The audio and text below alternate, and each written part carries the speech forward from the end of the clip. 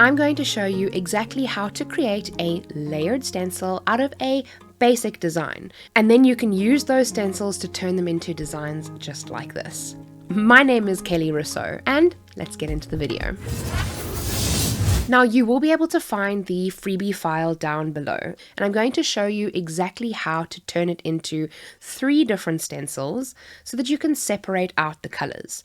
We don't always want to have the twigs and the leaves and the berries all in the same color. Sometimes we want to have the leaves in green and the berries in red and the twigs in brown. And by using this method, you will be able to create 3 stencils and have each element separated out individually. Now, of course, not all designs are going to be perfect for stencils. When it comes to choosing a design for a stencil, you need to make sure that you don't have designs with nested elements. And what this basically means is if you have the letter O. Now the O we will cut on the outside, but then it also has an inside circle. When you're cutting a stencil, you will lose that inside circle unless you connect it to the outside. If you have to cut this design, you can see that these pieces have a little accent on the inside. What will happen when you cut that accent is it will be separated. It's not connected to anything on the outside, so when you cut it, you will actually lose that inside element. Which is why the design that I have shared is going to be the best for this kind of use, because you won't have any of those problems. So once you get a little bit more used to how stencils work and being able to turn any designs into stencils, I would recommend going with designs that are already designed for stencils. So in Cricut Design Space, we're going to click Upload, and I'm going to click Upload Image. Now we can either drag and drop the file into Cricut Design Space, or we can browse for it. This is an SVG file, so you won't need to make any further adjustments. I have included 2 different stencils. So the one is for a portrait size and the other one is for more of a square size stencil. So you'll be able to choose which one you want to use. And once you've added in the SVG, just click Upload. So the tool that we're mainly going to be working with today is the contour tool. What the contour does is it allows you to remove little sections of your design. So we're going to be duplicating and contouring out a lot of the different sections. So I'm going to right click and duplicate this one. And we're going to decide on which elements we want to isolate. So first of all, I'm going to start with the twigs. So I'm going to hit the contour button, and it might take a little while for all the lines and everything to load. And I'm going to hit hide all contours. And what that will do is it'll literally remove every element on the inside of that stencil. Now you have 2 options when working with the contour. You can either select it on the actual image itself on the left, or on the right hand side, the panel, you'll be able to see each of the little elements that are kind of buttons that you can press. So what we can do is we can click on the ones that look like twigs, because you can see the preview of it on that panel, and we can easily see which ones are the twigs, and we can just select all of those elements there. I like to then give it a little bit of a once over just to see that I'm not missing any twigs anywhere. And now you can either click the little X, or you can just click away somewhere on the screen and it will disappear. And what we have now done is we have revealed all of the twig sections. So when we cut this part of the stencil, we can be able to use brown inks or brown texture paste or something like that for the twig pieces. So I'm going to move that one off to the side because we don't need it. And I'm going to duplicate the original design again. Now, next, we can choose whether we're going to go with the leaves or the berries. Doesn't really matter which one you choose, as long as you follow the same principles. So we're going to click contour again, but with these ones, because there's so many more leaves and so many more berries than there are twigs, this is where I won't use the hide all contours. In this case, what I would do is I would actually just use the panel section on the side and deselect all of the twigs that we've just selected on the other stencil. So now we've removed all of the twigs. What I will do here is we need to now separate out the leaves and the berries. Let's say we're going to choose the leaves first. We're going to scroll all the way down until we see no more leaves. Because on this particular design, the leaves are bigger than the berries. So all of the little circles that we see here, we can now just deselect. That one doesn't quite look like a circle, it's just a corner piece. And we're just going to deselect all of the berries.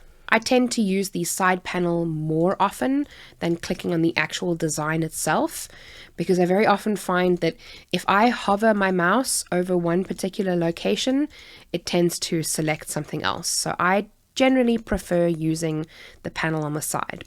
And once you have all of the little berries deselected, we're going to again click away on the stencil and just look at the design and make sure that we've not left any berries anywhere or anything like that. The design does look complete, so I'm going to once again move it off to the side where I can't see it, and then I'm going to again duplicate the last section.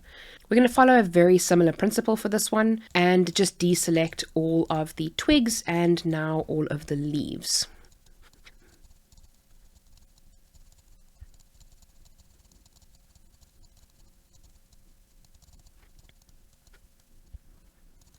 You may also notice every now and then I accidentally select the background, and we can see the preview in the back where the berries are visible, but the background, the big rectangle that we have, is not. It's really important to create your stencil that you don't deselect that background and leave it deselected. So if your design ends up looking like this, go back to the contour feature and make sure that that very top rectangle is selected so that your design looks like it has more pink than anything else and the negative space is just the little berries. Now this last design, we don't actually need it. We can just hide it. So I'm going to zoom out and we can now take a look at all three of the stencils next to each other. So make sure that you double check the sizing. In South Africa, we use the metric system, and I'm going to be using an A4 frosted sheet to cut this out of. But in all honesty, you can use pretty much anything to actually cut your stencils out of. Many people use things like Cricut acetate. It's nice and easy to cut through, and you don't have to worry about it taking a really long time. Lots of people also use plastic file dividers for their stencils because they're easy to cut through and they don't need to be nice and thick. I like to use these frosted sheets, or mylar is also something that you can use for your stencils. I find that they're a little bit more durable, and if I want to use something like Lunar paste, which is kind of a texture paste, it gives me a nice raised feature as the plastic itself is a little bit thicker than what you would get out of a file divider. So if you want to just use yours with inks, then using a file divider or Cricut acetate is a brilliant one to use because you will cut through it a lot quicker. If you're wanting to use texture paste, then I would go with a slightly thicker piece of plastic. So I am going to click Make It, and I'm going to rotate my design so that two of them will fit onto one A4 page. Now it will only allow me to add one per mat, but I'm going to go to the third mat, click the three dots on the top left-hand corner, click Move Object. I'm going to move one of them to the first mat. I'm going to then rotate it, as I know I can fit two on a page, so I can cut two of them at a time. And I'm then going to continue. The cut settings that you use are hugely going to depend on what material you're actually going to be cutting. I have done many test cuts on my frosted sheet page, and I know that I need to do a force of 350 and 4 passes to be able to cut through this. It is quite a thick material. So please make sure that you do your test cuts before you cut these stencils. It is heartbreaking to lose time, mats, yes, that's happened to me before, and money on materials because you haven't got the right cut setting. So before you go ahead and cut your stencil, make sure that you just cut out a small circle on your material. Pick a little corner and just pick a setting and cut just a small circle so that you have the right cut setting and you're able to cut through, as not all plastic materials are created equal. So I would suggest picking a material and kind of just starting from there. If you're using Cricut acetate, just pick the Cricut acetate setting, and then maybe you might need to increase your pressure or increase your passes if you haven't cut through. And if you've cut severely into your mat, then you need to decrease the passes or decrease your pressure. So I'm going to load up my frosted sheets onto my purple grip mat, my strong grip mat. Like I mentioned, it is a little bit more of a thicker material, and I find that I get much better cuts if I use the strong grip mat, because every time it cuts a little piece, it doesn't stick to the blade, or it doesn't pop up and then get stuck. Because I've had many stencils not cut properly because a little piece of the plastic got stuck underneath the blade and an entire section of the stencil didn't cut because there was something stuck underneath the blade. So make sure that you use a nice grippy mat. Doesn't necessarily have to be a strong grip. I would recommend either a very sticky standard grip mat or a strong grip mat if you're using a much thicker material. And when you're loading your materials onto your mat, don't forget to use your brayer. I find that it really helps to make sure that my materials are really stuck down onto my mat, as very often what will happen is that they will lift up in the middle of a cut, like I mentioned, and that just causes more heartache. So make sure to use your brayer every time. And once we're done cutting, we're going to use our stencils. Now that the stencil has cut, or two of them have cut, what you want to do is remove them from the mat. Normally we want to remove things from the mat by just pulling them off like that. Every time I use anything, I always flip the mat over and remove the mat from the item. I find that it gives me more control over not breaking whatever it is that I'm trying to pull off, but also it means that whatever you're pulling off is not going to curl. Especially with the strong grip mat, you want to pull it off very carefully, slowly, so that nothing breaks. And don't worry about leaving the rest of the twigs on the mat. Like that, that's fine. We will get those off in a minute. And then we just take the other one off. So now we have the rest of our little dots and things left on the mat. And what I'm going to do is use my XL scraper to get all of these things off the mat. I normally prop my mat up just a little bit so that I can grab a hold of it and scrape all of these little pieces off, which you won't really be able to see all that well because they're practically see-through, but you can see them here on the desk, and we're just going to remove that like that. And you need to make sure that you do this after everything that you cut. Remove everything from the mat so that your mat is clear from any debris, so that the next thing that you put onto the mat will stick onto it properly. And we are of course then ready to cut the third stencil. And while the third one cuts, I'm going to just go through the stencil and clean it up, removing all of the little pieces that maybe didn't completely loosen from the page. My cut settings here are pretty much perfect, so all I need to do is just give that one last little release. Sometimes the pieces just get stuck inside the little holes, especially the ones that are a little bit smaller.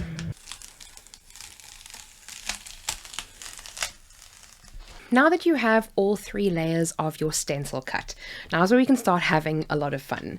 So I'm going to take a card base, pre-cut card base, and some washi tape, and we're going to tape down the stencil to the desk. In this case, I'm going to start with the one with the twigs, as I find that that one will probably be easier to line up. Now with this particular stencil, it may be a little bit tricky to line up each of the layers, but it shouldn't matter too much.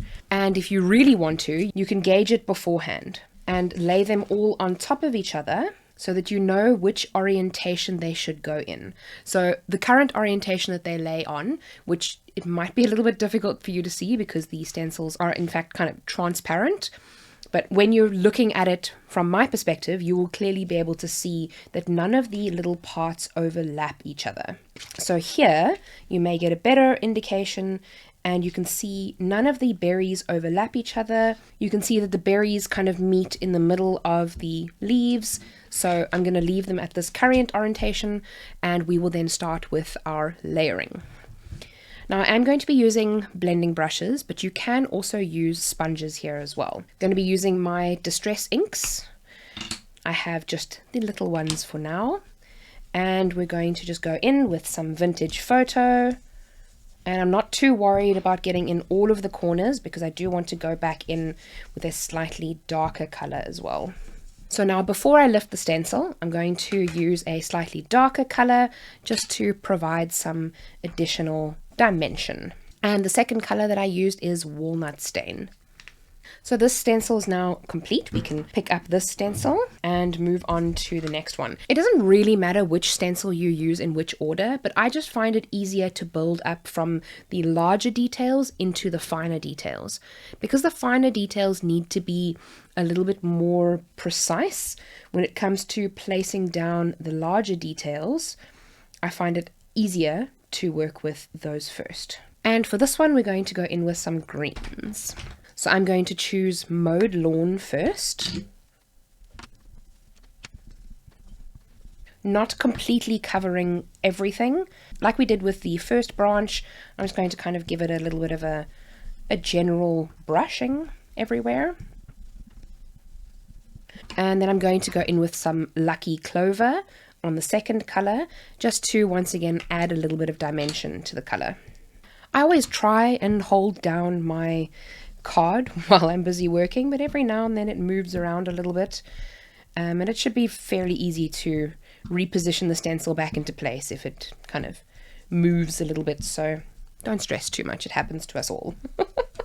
And now I'm just going to go in with some Cracked Pistachio just to round out the colors just a little bit. I try not to get every single leaf with every color. I find that the dimension that the different colors give add a little bit of fun to the card. And what I'm going to do next is layer this third stencil. So I'm going to lift up the washi tape from the bottom one and place the washi tape down from the second. And for this layer, instead of using the inks, I'm actually going to be using some Lunar Paste. Now, Lunar Paste is a texture paste that pretty much has mica powder in it, so it is really nice and it works really nicely with these thicker stencils to provide some additional bumps and edges onto the page. So I'm going to just spoon on, use my little spatula tool, get some on the back of the tool, not on the front, and then we're going to just move it over the entire stencil where there are gaps for the berries. And I always try to work sparingly with my paste and things like that. So I'm scraping it on and trying to scrape it off at the same time so that I don't waste too much. And then we're just going to put the excess back into the bottle. Now Simon Hurley does have his own spatula type thing as well, which I think would work better than the one that I have, but I don't have access to that. And then we're going to very carefully lift that up. And then we have our card. I'm also going to make sure to wash off the stencil pretty quickly after having used it, as we don't want this to dry on the stencil itself. It does tend to dry pretty quickly, but if you want it to dry even faster, I would recommend just hitting it with your heat gun and it should dry, in a matter of seconds. But it's amazing at how much depth the texture paste, the Lunar Paste, gives to it. I really love just that added extra. And then you can totally take this card base, add a super fun sentiment onto it, and turn that card into something as amazing as this. I really hope that you enjoyed this tutorial. I will also be sharing some freebie stencil assets for you to be able to use to make similar cards to this. So if you want to get hold of some of those freebie assets, definitely check out the link below. Thank you so much for joining, and remember, be kind to someone today. See you soon.